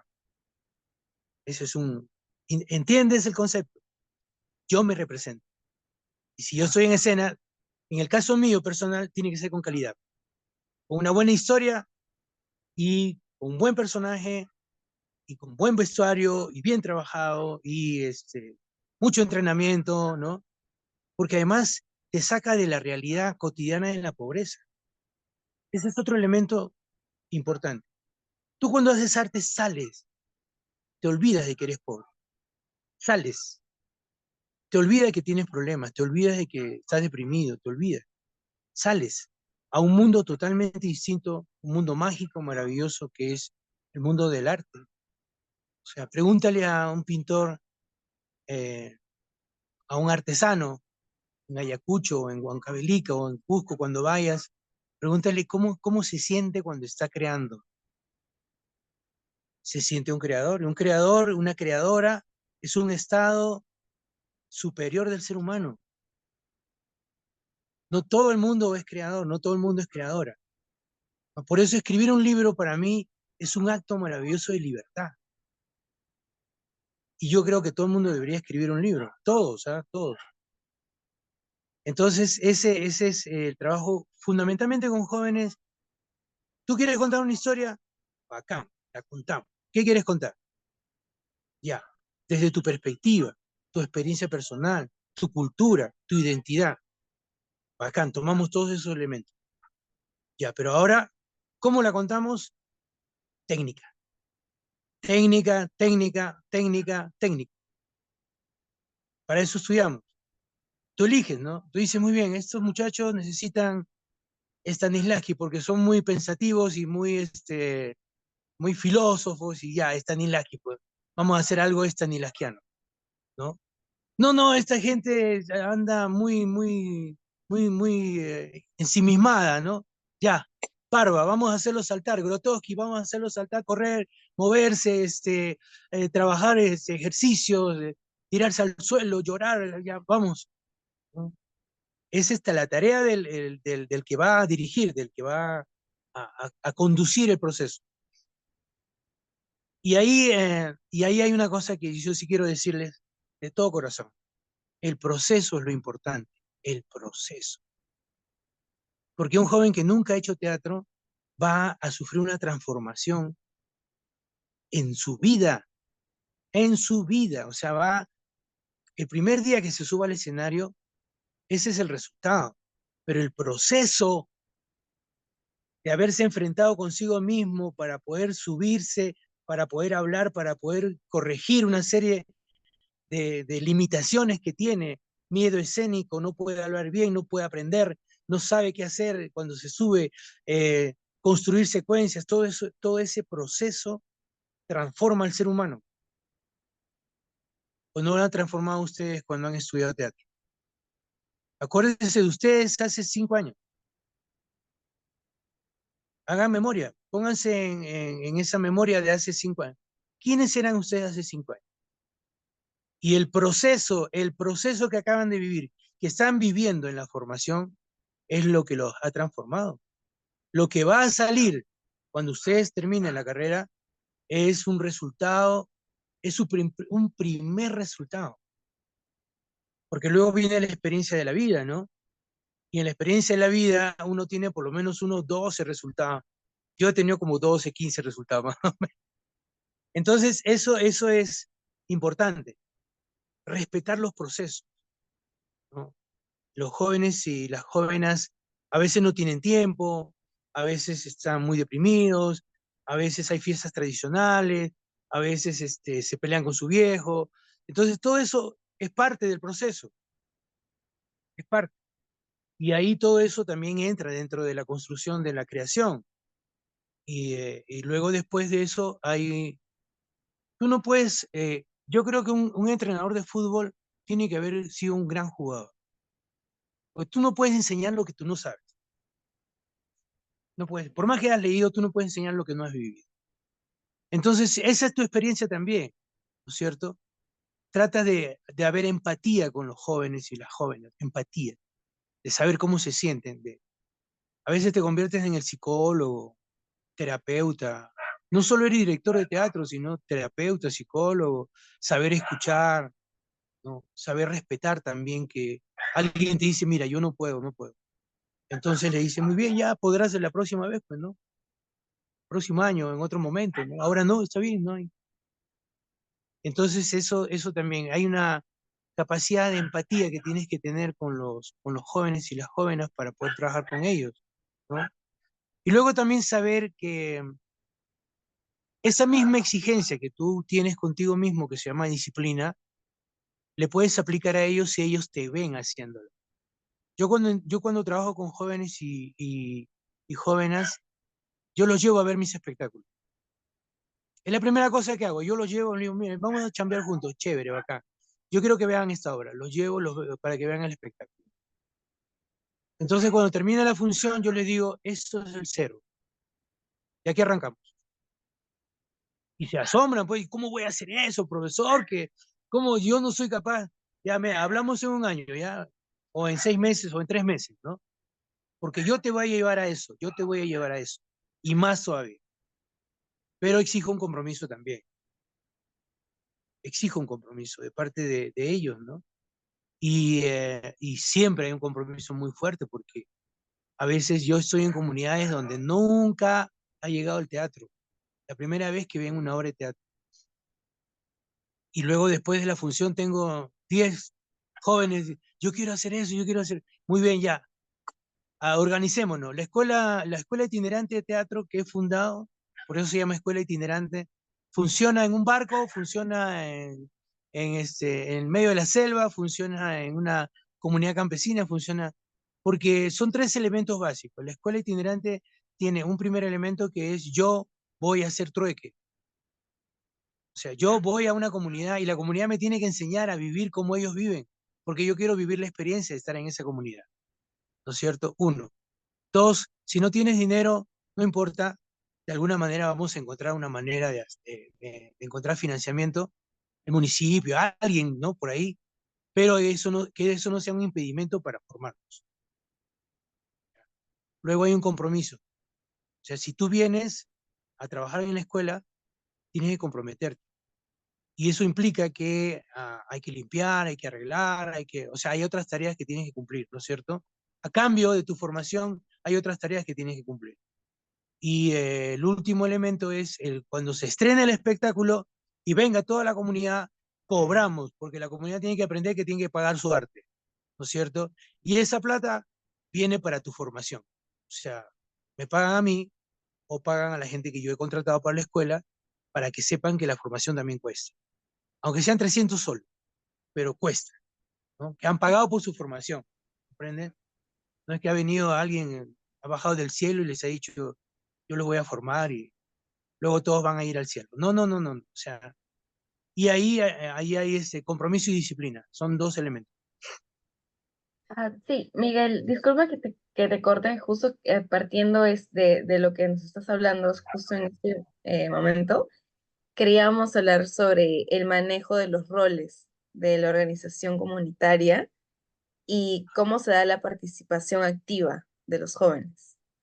Y creo que ya Mira, estás por ahí, en esa pregunta. sí, estoy por ahí en el sentido de que tiene que ser claro cuál es el rol de cada uno. Eh, se definen, se define que quien tiene la formación es el que va a formar, ¿no es cierto? O sea, el docente, el psicólogo, el artista que va a formar. Entonces, la gente que viene, los participantes, tiene muy claro que vienen a aprender, a intercambiar. A aprender primero y luego a intercambiar. Porque una vez que tú aprendes las técnicas ya vas a hablar de ti, vas a hablar de tus experiencias, de la cultura en la que vives, de la vida que tienes, la familia, todo eso. Entonces, va a haber ya un intercambio. Primero hay un proceso de formación. Una vez que el proceso de formación termina, ya empieza una convivencia, un intercambio. Entonces la pregunta ya cuando tú dices, muy bien, ¿de qué vamos a hablar ahora? Ya todo el mundo participa, ¿no? Hablemos de, no sé, los problemas que tenemos con el agua, no, que aquí en la comunidad hay problemas con la municipalidad, los problemas familiares, hay mucho abuso de las mujeres, o las mujeres son muy jóvenes y dan a luz muy joven. Entonces, esa temática ya se convierte en la temática funcional del espectáculo que vamos a hacer, de la obra que vamos a crear, ¿no es cierto? Pero yo creo que eso es fundamental. O sea, yo soy el director, el que dirige, que forma, el maestro al principio todos son alumnos y participantes, y luego después, cuando ya se termina el proceso de formación, dura un mes y medio, 2 meses, y cuando entramos a la creación, a ver qué sabes hacer, se tocan instrumentos, entonces ya empezamos a crear de manera más colectiva, porque ese es otro elemento, ¿no? O sea, tú no eres de ahí, pues, tú no eres de ahí, ¿no? Tú vas a aprender, tú vas a darle la técnica, y la técnica luego va a ser utilizada para manifestar su realidad, la realidad que viven, ¿no? Y entonces ahí tú cumples el rol más o menos como ordenador, ¿no? Tú dices, muy bien, ya, pero esa escena no puede entrar aquí porque no se explica muy bien en términos dramatúrgicos, ¿no? Entonces vas organizando, es como un director de orquesta, o sea, tú tienes ahí 20 ejecutantes de buenos instrumentos, entonces tú tienes una partitura y tienes que crear una canción con eso, ¿no? Miguel, justo ahora que comentabas eso, me imagino que también entra el factor de la confianza, ¿no? Como, así como ellos están confiando en ti para que les enseñes y los guíes de alguna manera, me imagino que ellos también, es importante que se sientan que se confía en ellos, ¿no? Que se deposite en ellos una confianza para que se dé todo lo que viene más adelante, ¿no? Me imagino que eso también debe importar Claro, muchísimo, pero esos elementos se conforman en el grupo, ¿no? O sea, hay una vida de grupo, ¿no? Tú no puedes ser el que llega, enseña y se va. claro. Tiene que haber una vida. Por eso es que es una escuela itinerante, o sea, yo vivo con ellos. Yo no viajo, no, no soy, yo le llamo el profesor elástico, o sea, el Claro. docente elástico, yo le llamo, o sea, agarra su elástico, arranca no sé, pues, de Miraflores y lo extiende hasta Villa El Salvador, ¿no? Pero a las 6 de la tarde el elástico le dice, regresa, pum, regresa a su realidad, pues, ¿no? Entonces, yo no creo en eso, yo creo más en la convivencia, ¿no? Entonces, Eh, si tengo que irme a Pucusana, me voy a Pucusana, pues, o sea, me dicen, vamos a trabajar en Pucusana, bacán, chévere. Me voy a Pucusana y ahí vivo, ahí como, ahí, es muy bonito porque, hay muchos lugares donde sí, pues soy externo y todo el mundo se da cuenta que yo soy alguien que viene de afuera, ¿no? Entonces me preguntan, lo primero que hago es un espectáculo para todos los niños de la comunidad. Así ya me integro como un artista. Ya todo el mundo sabe, es artista, ya en la comunidad. Ya. Entonces yo llevo mi maquillaje, mi vestuario, todos mis elementos, la guitarra, todo, inmediatamente me identifico con la comunidad. Soy el artista, vengo, queremos intercambiar, quiero aprender, ¿no? Básicamente ese es un comportamiento que deberíamos tener todos toda la vida. No sabemos, no sabemos, nunca sabemos todo. Entonces, decirle a la gente, yo vengo a aprender, es muy importante, muy, muy importante. Pues no, yo vengo a enseñar, ya te coloca en una situación, pero yo vengo a aprender, te coloca en otro plano. Claro. Entonces, viviendo en Pucusana, por ejemplo, escribí una novela, ¿no? Acabo de terminar una novela nueva y, y la señora del pescado, las que venden, las pescadoras, las señoras que venden pescado, una de ellas me dice, ¿por qué usted siempre está escribiendo en la playa? Yo lo veo que siempre está escribiendo en su cuadernito en la playa. Le digo, señora, porque soy escritor. Así me dice, "Ay, a mí me encanta leer", me dice, ¿no? ¿Y qué escribe? Yo le digo, novela policial. Ahora estoy metido en la novela policial.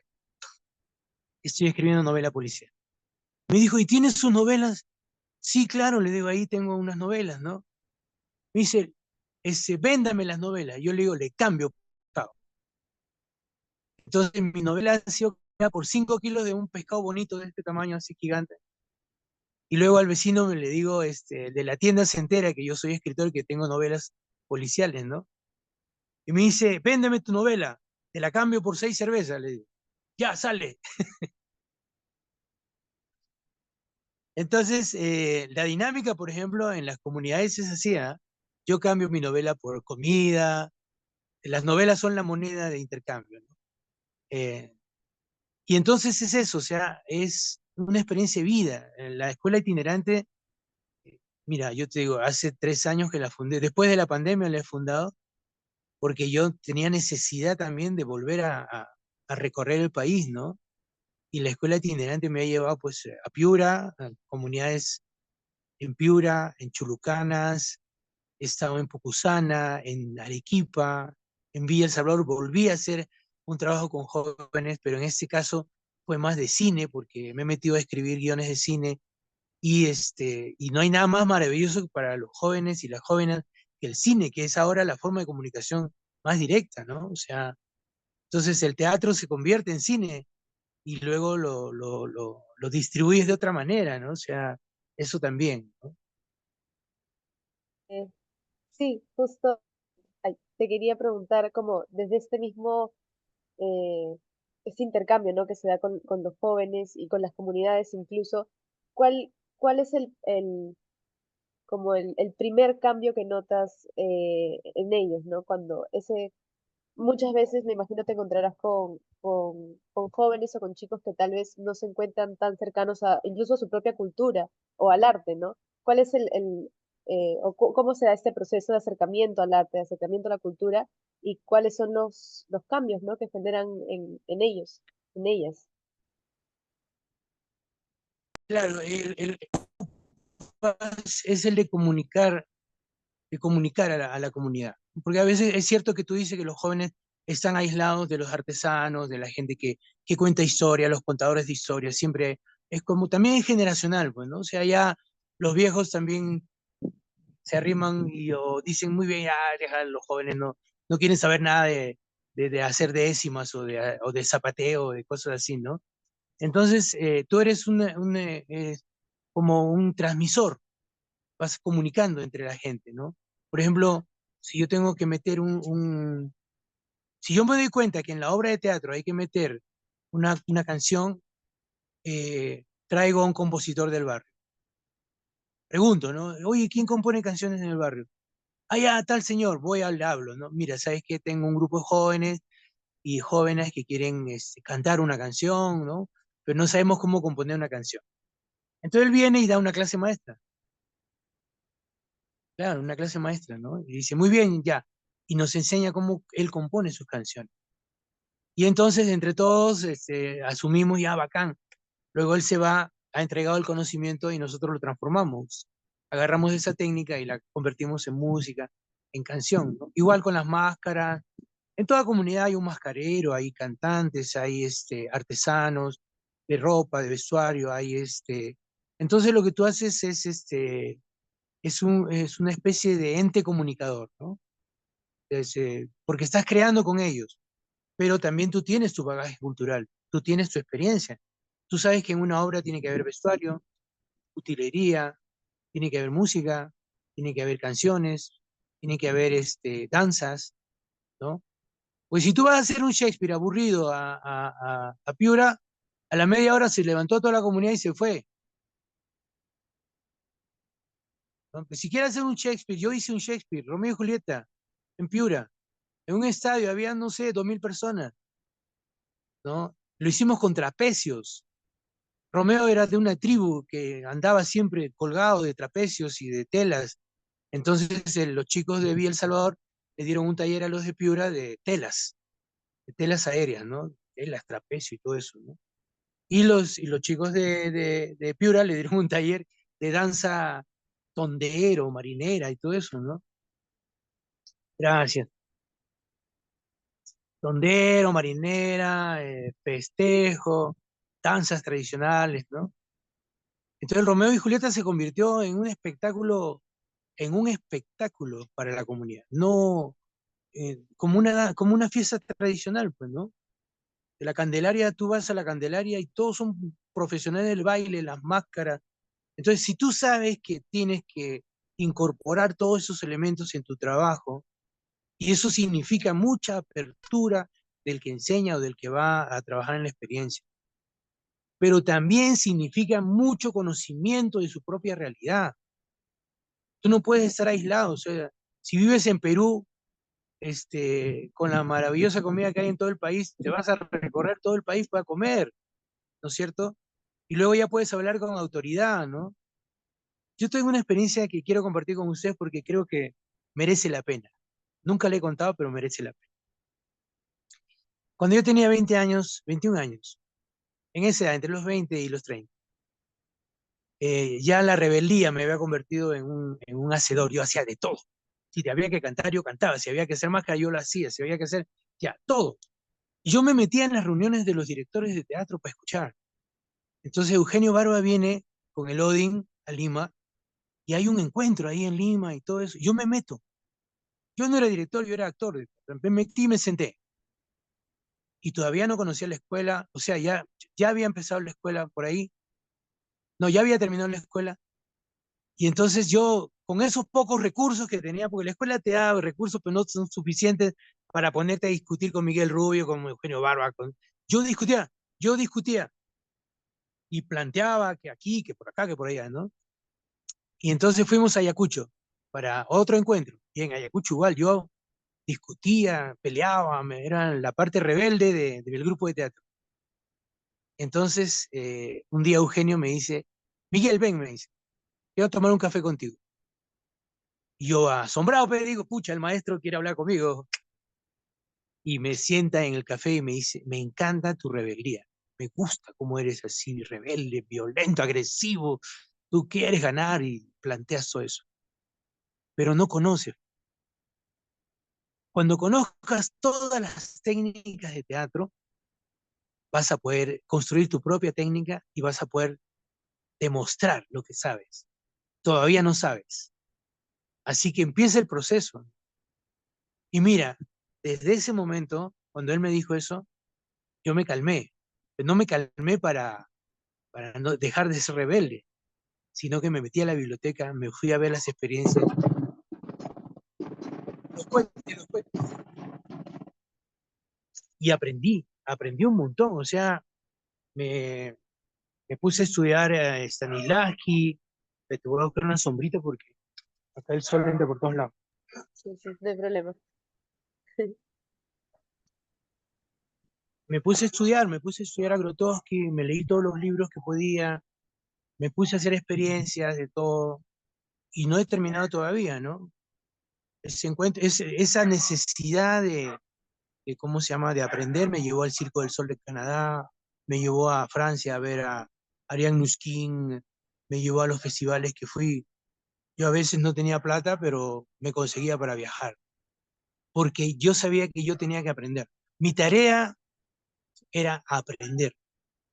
Y luego, 20 años después, me vuelvo a encontrar con Eugenio y le ofrezco mi primer libro de metodología, mi libro de metodología.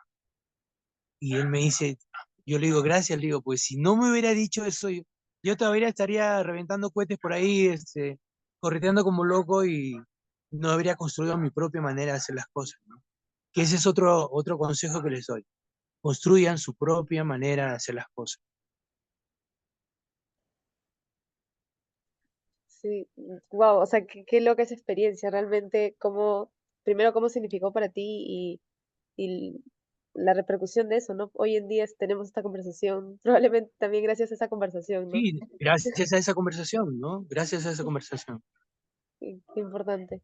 Entonces Eh, eso también implica que tú tengas la capacidad de conocer la mayor cantidad de información posible para que tú puedas intercambiar con los jóvenes, ¿no? O sea, si tú vas a ir a una comunidad de pescadores, ponte a pescar pues, claro, y conoces la historia de la comunidad y todo, ¿no? Sabes cómo funciona la economía, cómo funciona porque eso es la tarea, ¿no? Porque de eso van a hablar todo el día. Eso vas a sí, compartir todo el día, ¿no? La realidad de los campesinos, la realidad de la gente que vive en esa comunidad, ¿no? Y te ujú. vas a la selva. Lo más asombroso es que te aprendas a bailar una danza de la selva, cuando llegues allá, bailes con ellos, ellos te van a quedar mirando como un marciano. Bueno, ¿Sabe bailar marinera? Eso me pasó a mí, ¿no? O sea, ¿sabe bailar marinera? ¿Sabe zapatear? ¿No? Claro, claro, pero esa es una opción de vida, yo te digo, o sea, ahí tenemos que ser bien claros. Yo tomé una opción de vida. Entonces, eso implica que yo no tengo carro, no tengo una casa, no tengo, bueno, tampoco quería, ¿no? Entonces, tampoco tengo perrito ni nada de esas cosas que uno quiere, con todo derecho, quiere tener, ¿no? claro, Yo he optado por otro, yo he optado por viajar por el mundo con mi arte, ¿no? claro. Eh, sí, justo tenemos una última pregunta. Daya, no sé si la quieres mandar tú, la 8. Sí, Ujú. eh, queríamos preguntarte como si tú consideras que en la actualidad, o sea, hoy en día, hay un problema con la participación de los jóvenes dentro de su comunidad y si se puede hablar de un desinterés por la cultura, ¿no? No, yo no creo que haya desinterés por la cultura. Yo creo que el movimiento juvenil no está siendo escuchado, no está siendo respetado en la medida en que cada cultura, cada fragmento de esta sociedad tiene algo que decir, ¿no? Entonces, o los mismos jóvenes también se han separado del movimiento general. O sea, no sé, pues, vivir en el Perú hoy día es muy complicado, ¿no es cierto? Todo esto que sucede en la política ha generado una desconfianza. Yo no quiero ser parte de eso, entonces, ¿para qué me meto? ¿No? Entonces, si un partido me dice que el partido que me inscriba y yo no quiero, no quiero, pues, ¿no? Yo quiero otra cosa. No es que no haya participación, sino que no hay un acercamiento entre las partes, ¿no? Por ejemplo, yo creo que la universidad, por ejemplo, está alejada de la realidad.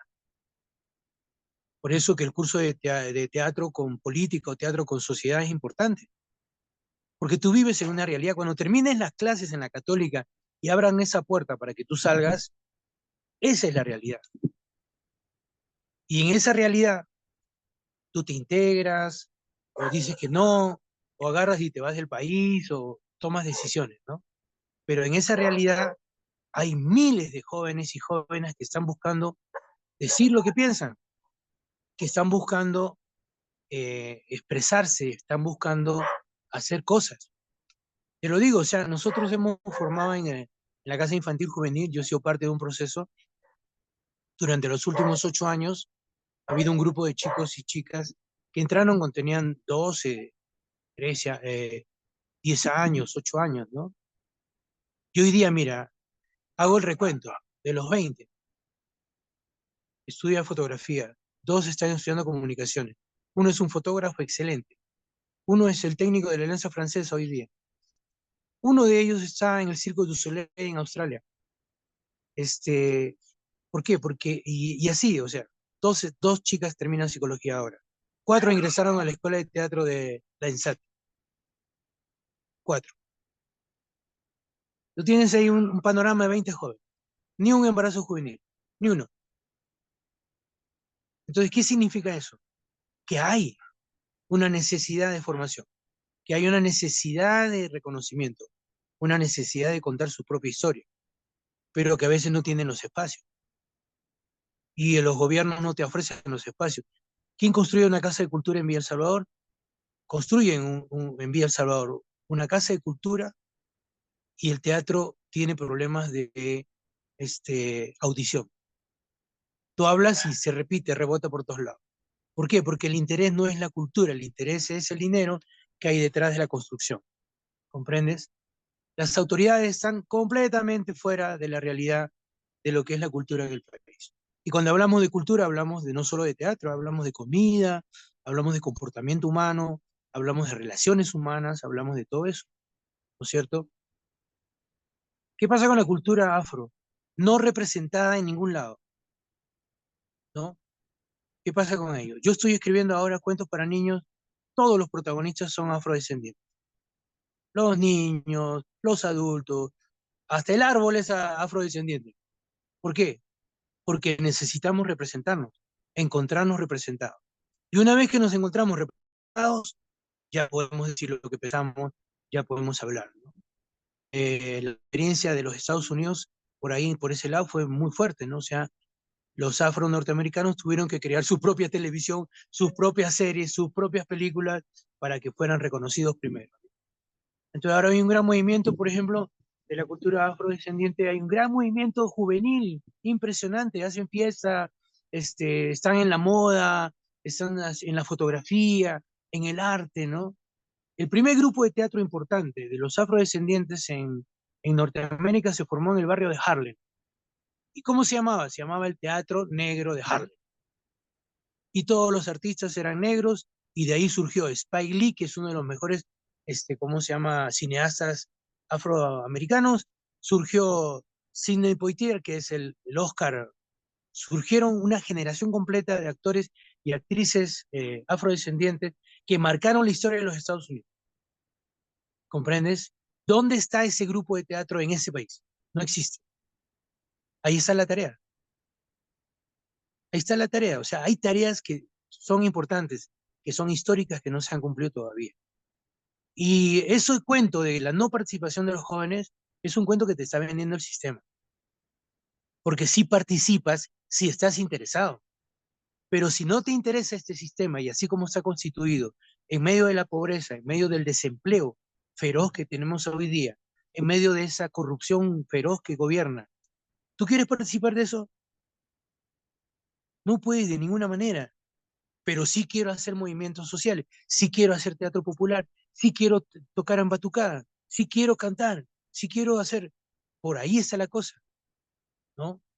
La no participación, y mira, en Villa El Salvador el movimiento político es un fracaso, o sea, se acabó el movimiento político. Puro viejo que está tratando de volver a ser alcalde. 300 grupos de arte hay en Villa El Salvador, desde grupos de rock, danza contemporánea, danza tradicional, cine, hay 4 grupos que hacen cine, ¿no? En las redes sociales, 7 grupos de teatro profesional, ¿ah? El teatro de Villa El Salvador nunca está en Lima. ¿Sabes dónde está? En Montreal, en Hong Kong, en Toronto, en Bogotá. El grupo de teatro más importante de circo en este momento está en Barcelona, en una gira por Europa. Porque esa es otra cosa que tienen que, bueno, no sé, yo lo quiero compartir porque me parece, ¿no? Nosotros no somos parte de Lima, estamos aislados completamente. Lima es una ciudad que tiene un teatro que se hace en Miraflores, en San Isidro, en Jesús María, en Magdalena, y dejo de contar, ¿no? Lo demás no existe. Nunca el premio Luces ha venido a Villa El Salvador para darnos un premio por ver uno de nuestros espectáculos, ¿no? Y sin embargo hemos producido espectáculos maravillosos que la gente del Circo del Sol ha financiado. El Circo del Sol no financia cualquier cosa, ¿no? Y hemos hecho espectáculos financiados por el Circo del Sol, donde ellos han venido, han estado con nosotros, pero eso no se sabe en Lima porque no le interesa. ¿Por qué? Porque eso implicaría decir que en ese barrio pobre donde la gente no tiene un destino o un futuro, hay 300 grupos de arte que son promovidos por los jóvenes y las jóvenes. No quieren que eso se contagie a todo Lima, pero dense una vuelta o sea, por el Fiteca, ¿no? En Comas. Fiteca en Comas reúne un montón de grupos de teatro, de arte, de danza, de música, ¿no? Entonces, para mí es un poquito un cuento de ese tema de la no participación. La no participación dentro del sistema que ellos quieren que participe, ¿no? Pero a mí no me gusta pues, participar de ese sistema, yo creo el mío propio. Y el mío propio sí está en el barrio, está todos los domingos cuando yo voy a danzar en todas las comunidades del barrio, ¿no? O está en el grupo de teatro los grupos de teatro que yo he formado en comunidades todavía funcionan, porque siempre dejo a alguien que veo que tiene pasa de director o de directora. Digo, este puede ser un buen director, esta puede ser una buena. Entonces le dedico un tiempo especial para formarlo, porque sé que el grupo se va a desarmar si yo me voy. Entonces yo dejo una directora, un director ahí, ¿no? Y siguen haciendo sus espectáculos. Digo, cada sábado busquen una comunidad y hagan una función. Su tarea es que todos los sábados tienen que hacer una función. Entonces, no es que no haya participación, es que la gente no quiere participar de eso que está sucediendo. Yo quiero participar de otras cosas, ¿no? Entonces, por ejemplo, yo enseñé en la facultad, 2 años enseñé mi curso de expresión corporal y después enseñé un poco de construcción de personaje, ¿no? Yo siempre le dije a los chicos y chicas de la Católica, les decía, cuando terminen, formen un grupo. Ese es el secreto. Uno no se salva solo, uno se salva en grupo. Terminen la carrera, formen un grupo. Antes de terminar la carrera, formen un grupo. Y decidan cuál va a ser su público. Niños, adolescentes, jóvenes, público adulto. Y decidan qué van a hacer. Creación colectiva, clásicos, contemporáneos. Y eso les va a dar unos 10 años maravillosos de creatividad, de usar todo eso que están aprendiendo, todo eso que han aprendido va a entrar en este proyecto colectivo. Y ese proyecto colectivo va a marcar la historia, sus historias personales de ustedes y la historia de la escuela y de la facultad. ¿no? Porque de ahí van a salir grandes grupos de teatro, grandes grupos de arte contemporáneo, ¿no? Pero ese es el secreto. O sea, si yo no me hubiera integrado a Villa El Salvador, bueno, yo estaría haciendo cine en Estados Unidos de repente, o en la India, ¿no? Porque ahí sí me recibían con todo, por el color de la piel, ¿no? Pero el secreto fue el encontrarme con esta gente, con todos mis compañeros, que hoy día cada uno tiene su grupo, ¿ah? Hoy día cada uno de nosotros, de los 10 que fundamos esa experiencia, tiene un grupo profesional y a veces nos encontramos, pues, después de viajar por el país, nos encontramos y conversamos y evaluamos, ¿no? Que valió la pena el esfuerzo, que valió la pena la elección que hicimos, ¿no? De que el arte fuera nuestra vida. Sí, Bueno, no sé si respondió a su pregunta, pero sí, sí, sí. a mí cuando me echan gasolina, yo quemo. No, ha sido en realidad, tenemos ahí bastante también para investigar nosotras, porque sí, es cierto, sobre todo lo último que has dicho ahora, de nosotras en realidad teníamos la idea de que había un cierto como rechazo desde los jóvenes hacia la cultura o hacia su propia identidad, ¿no? Y también conversando estamos descubriendo cosas que están muy equivocadas. Entonces, sí, Por supuesto, realmente. o sea, mira, si tú no te ves reflejado en los medios de comunicación, tú te vas a sentir mal. Primer elemento, te vas a negar, Ujú. te vas a negar, ¿no es cierto? Y luego, después de eso, vives un proceso de búsqueda de identidad nueva, ¿no? Yo no me vi reflejado en la cultura en mi época, cuando era joven, porque no había ni un negro en la televisión. Y los negros que había hacían puro chiste malo y a mí no me gustaba, ¿no? Entonces me volví salsero. Mi identidad siguiente fue salsero. Uy, comenzó la fiesta al otro.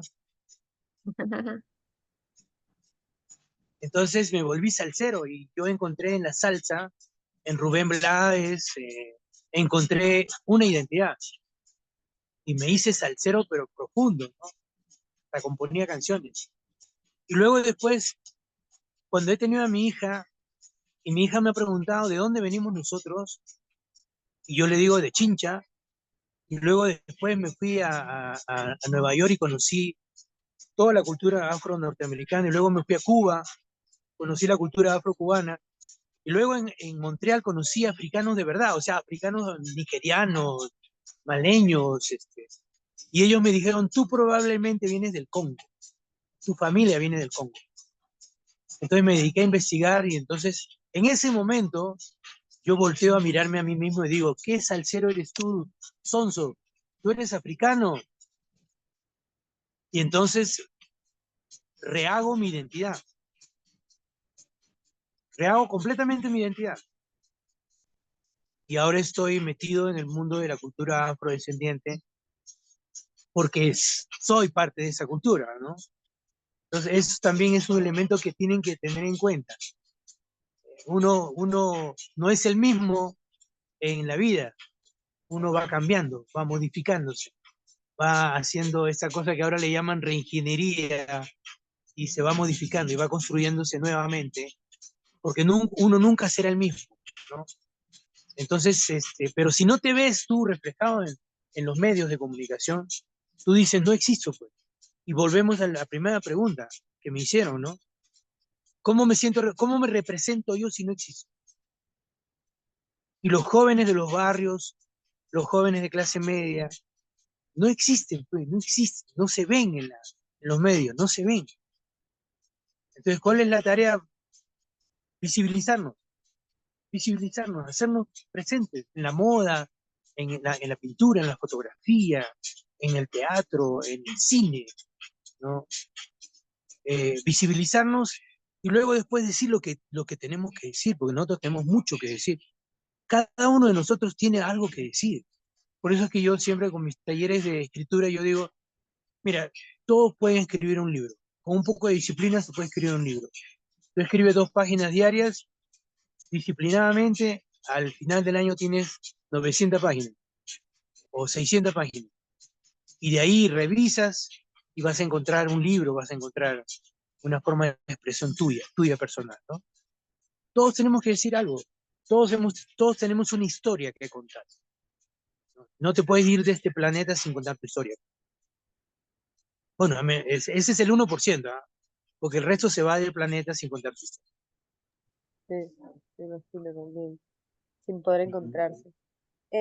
Miguel, teníamos una última pregunta, en parte que nace de nuestra curiosidad, más que realmente no sabemos si está muy relacionada con el tema, pero ahí surge la pregunta. Encontramos que tú eres creador del método MAO, Motivación Activa Orgánica. No sé si nos podrías comentar de qué trata este método. Es Y muy cómo- sencillo, es muy sencillo. Es una unión entre o sea, son varias técnicas, pero es muy sencillo porque yo parto de la persona, del participante, ¿no es cierto? Entonces, si el participante tiene un tipo de música, yo le digo, muy bien, a ver, pon una música que te guste y él pone la música que le gusta. Luego le digo, muévete como esa música te propone, te provoca. Esa es la motivación. La motivación es la música. Muévete, ¿cómo te provoca moverte? Es la actividad. Motivación activa, la actividad. Y orgánica porque viene de él, no viene de mí, viene de él. Entonces con eso, él me cuenta su historia con los movimientos. Entonces yo lo hago fijar las acciones. Le digo, has tenido 16 acciones, fíjalas y dales una continuidad, coreografía o partitura corporal. Hace su partitura y luego sobre esa partitura le digo, cuéntame la historia. Entonces él tiene movimientos muy fijos, ¿no es cierto? No sé si me ven, a ver. Yo tengo esta secuencia, ¿no? Esa es mi secuencia. Ya. ¿Qué pasa si yo entro y digo, Calígula, hijo mío, si pudieras ver mi vejez y la transparencia de mis venas, pero sueñas tus próximos crímenes, ¿no? Ningún oráculo supo decirme que mi propio hijo me asesinaría. Ya, pues, está bonito, está bien dicho, pero no es orgánico. Entonces yo digo, Calígula, hijo mío, si pudieras ver mi vejez y la transparencia de mis venas, pero duermes y sueñas tus próximos crímenes, ningún oráculo supo decirme que mi propio hijo me asesinaría. Estoy usando la partitura corporal para darle énfasis a mi trabajo vocal, a la partitura, a la estructura.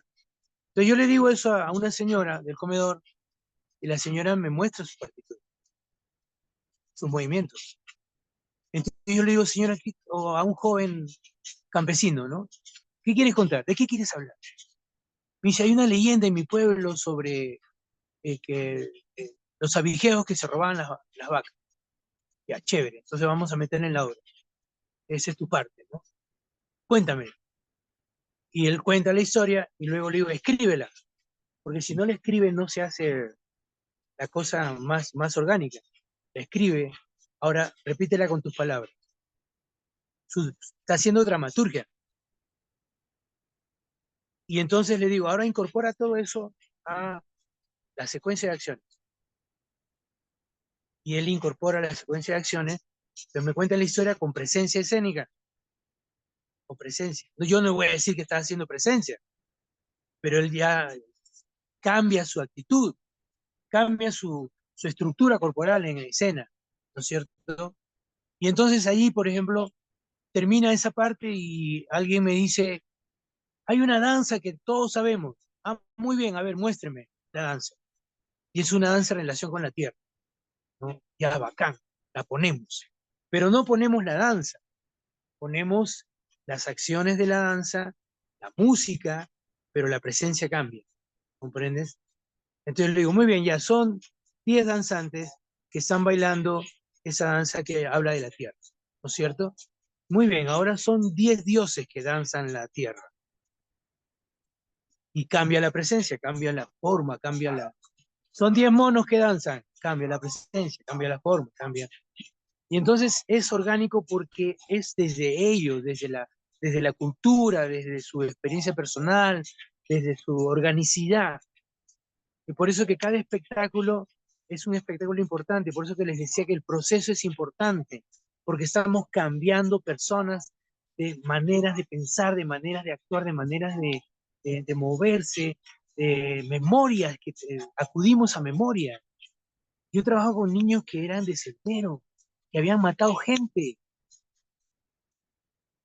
y esos niños, cuando cuando me explicaban, me contaban cómo habían matado gente, me decían, yo solo apretaba el gatillo y la metralleta funcionaba sola. Ellos creían que la metralleta era la que funcionaba, que ellos, era lo que les habían enseñado, que ellos solo eran un elemento, pero que la metralleta era la que estaba viva, la ametralladora. ¿Comprendes? Entonces, cuando te cuentan esa historia, ¿qué haces con esos elementos? Es su historia. ¿Qué quieres contar? ¿Cómo quieres contarla? ¿No? Entonces, es orgánico por eso. Motivación, poesía. A ver, ¿alguien sabe una poesía? Yo. Muy bien. Dila, en voz alta. Y el poema es un poema sobre el Misti, la montaña sagrada, el Misti, el volcán sagrado.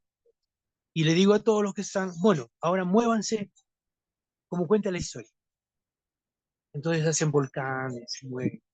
Bien, fijemos ahora una secuencia. Fijamos la secuencia. Y ahora, en medio de la secuencia fijada, este, entra la canción que han compuesto y entra un coral. Todos dicen el texto.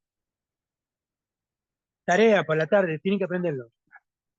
Ya, en la noche ensayamos eso y es espectacular, bro. Pero ¿de dónde vino? No fui yo no impuse lo que yo entrego es la técnica. Por eso es que es importante conocer las técnicas. En mi cabeza hay una computadora que funciona. Cuando yo veo un ejercicio y digo, ah, ya, me acuerdo de un ejercicio que yo vi en Dinamarca, o me acuerdo de un ejercicio que vi a la Candelaria de Bogotá, o me acuerdo de mi experiencia con Yuyascani, y tomo ese elemento y lo incorporo al trabajo que hago, ¿no? Por eso es que digo que lo más importante es el proceso. El espectáculo va a salir solo, porque todo el mundo cuando estrena es maravilloso. Sostener esa energía del estreno durante 25 funciones o durante una temporada no sé, de 200 funciones es pura técnica,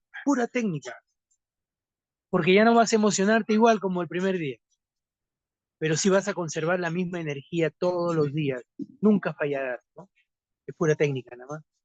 Entonces, de eso se trata, motivación, poema. Motivación, una canción que una señora compuso a Yaninka, que compone su canción, que es una hermosura de canción. Bien, la canta, la pone, y entonces alguien me dice, yo me imagino que es un bote que está cruzando, ya, hagamos un bote, bote, ¿no? Porque ese es el otro lado de la experiencia. No es la cultura occidental solo, es la cultura ancestral, es las diversas culturas que tiene este país, ¿no? Nosotros no somos los que hemos descubrido la pólvora. Ya el teatro existía en los moches hacían teatro, cuando hacían ceremonias gigantescas con el señor de Zipán, ¿no? Y le cortaban la cabeza a los guerreros que habían perdido la batalla delante de todo el pueblo, y el señor de Zipán le llevaba la copa con la sangre, y él se tomaba la sangre, y los guerreros celebraban. ¿Era para qué? Para que el pueblo se sintiera protegido. Era un espectáculo teatral.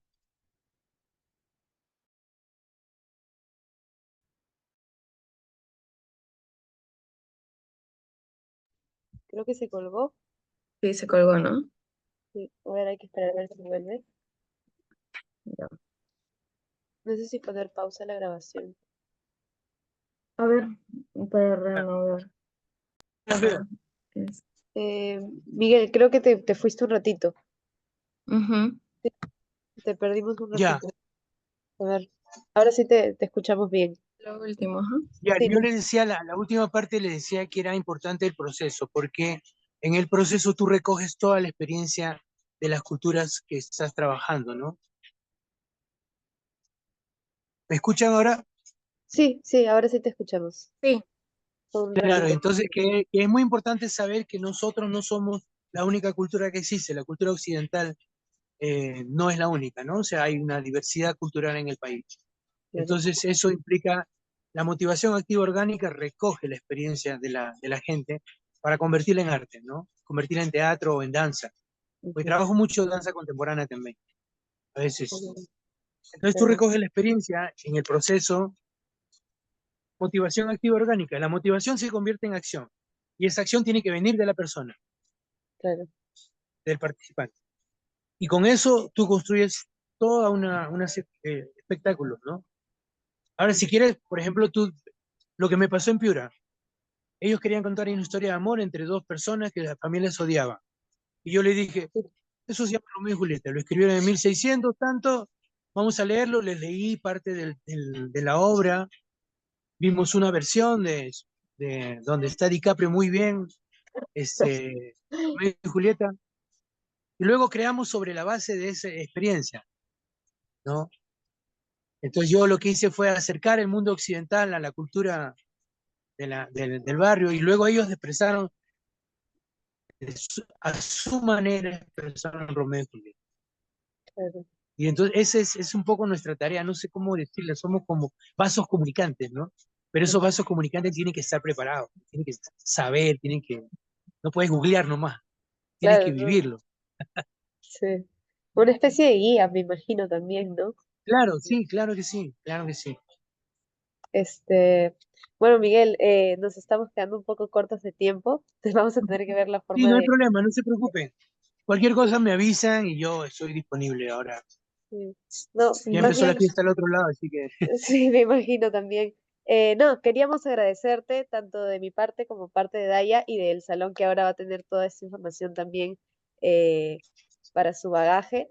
Y no sé si quieras decir algo último antes de terminar la grabación. bueno, O... yo creo que en el caso mío personal, el teatro me dio una identidad, ¿no? Soy teatrero. Al final de mi vida, yo digo, pues, o sea, yo ya tengo 60, entonces digo, muy bien, ya, ¿qué voy a hacer los próximos 20 años? Voy a ser teatrero permanente, viajero, permanente, ¿no? Y la literatura me dio, qué decir.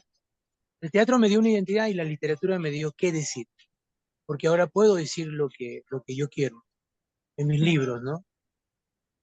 Y yo creo que la experiencia de haber empezado a escribir, de ser mi propio dramaturgo, yo escribo mis obras, escribo las obras de la gente con la que trabajo, de las comunidades y todo eso, este, me ha liberado de lo que el destino del sistema neoliberal tenía para mí, ¿no? O sea, me resistí a hacer ese destino y me creé mi propio camino. Y ese camino ha sido duro, ha sido muy difícil, pero también ha sido muy feliz, muy divertido. O sea, y yo creo que esa es una de las cosas más importantes. Uno tiene que descubrir para qué vino aquí, ¿no? Mark Twain, el escritor norteamericano, decía, uno tiene dos momentos felices en la vida, cuando nace y cuando descubre para qué nació. Y eso es, yo creo, un mensaje poderosísimo, ¿no? Porque ustedes van a entrar en un proceso en el cual tienen que ser felices los próximos 40 años. Y esa felicidad depende de las elecciones que van a hacer. La vida no es una casualidad y no va a suceder que alguien les va a ofrecer algo y ustedes van a poder hacerlo. No, no, no, no, no. La vida se hace elección en elección y esas elecciones son los que hacen su destino. Entonces, la tarea es ser feliz los próximos 40 años con lo que yo sé, con lo que yo quiero hacer. Esa es la tarea, ¿no? Y si en esa tarea o en ese objetivo, ¿no? Es hacerlo fuera, bacán. Es hacerlo al interior del país, bacán. Es hacerlo sin familia, bacán. Es hacerlo con familia, bacán. Es hacerlo, pero hacerlo, hacerlo. Nosotros somos parte de ese porcentaje pequeñito, pequeñito, que tiene la gran virtud y el regalo de los dioses de poder hacer lo que te gusta. Sí, Cada día que me levanto, yo digo, voy a hacer teatro, chévere, voy a escribir una novela, hoy día escribo un cuento, hoy día escribo una canción, ¿no? Pero soy feliz, soy muy feliz. Yo siempre le digo a mi hija que tiene 22 años ya, digo, mira, el día que me muera yo voy a estar tan feliz que me va a tener que sacar la sonrisa va a tener que sacarme la sonrisa, porque yo cuando elegí ser artista, elegí ser feliz. Mm, Wow, mm, Gracias. qué lindo. No, muchas gracias a ti, la verdad, Miguel. sí. Muchísimas gracias. A ver, voy a cortar la grabación. Ya nos vemos.